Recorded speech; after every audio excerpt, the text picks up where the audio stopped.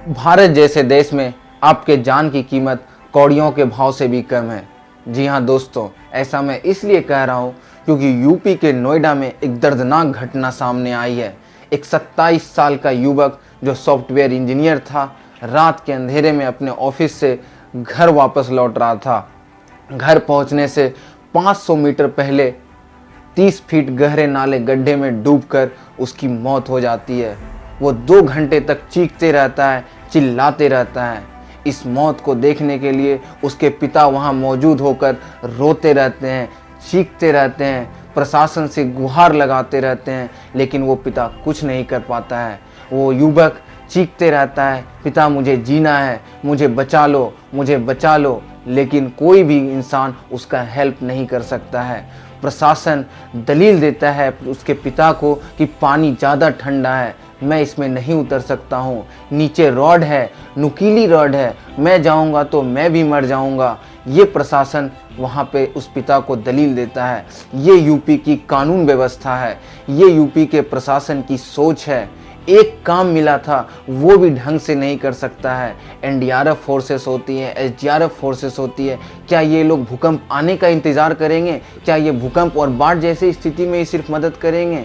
दोस्तों, ये बाढ़ और भूकंप में भी क्या यूपी के प्रशासन मदद कर पाएंगे जब एक लोगों की जान नहीं बचा पाए?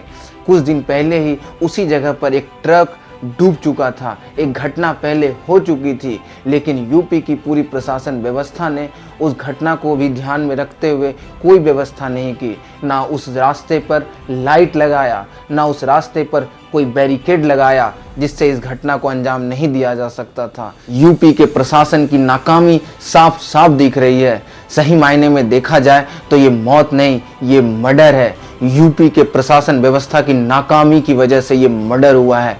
जिम्मेदारी लेनी चाहिए यूपी के प्रशासन व्यवस्था को, जिम्मेदारी लेनी चाहिए यूपी के योगी आदित्यनाथ सरकार को। सबसे पहले तो वहाँ की जो डीएम थी मेधा रूपम, यो ज्ञानेश कुमार की जो चीफ इलेक्शन कमीशन है उसकी बेटी है। क्या इसलिए उस डीएम पर अभी तक कोई एक्शन नहीं लिया गया है? मैं योगी सरकार से पूछना चाहूँगा, इस मौत का जिम्मेदार कौन है? क्यों नहीं अभी तक उस डीएम को सस्पेंड किया गया? क्यों नहीं मीडिया के सामने योगी सरकार ने उस डीएम के बारे में अभी तक निंदा की है? आखिर यूपी प्रशासन इतनी नाकाम कैसे हो सकती है?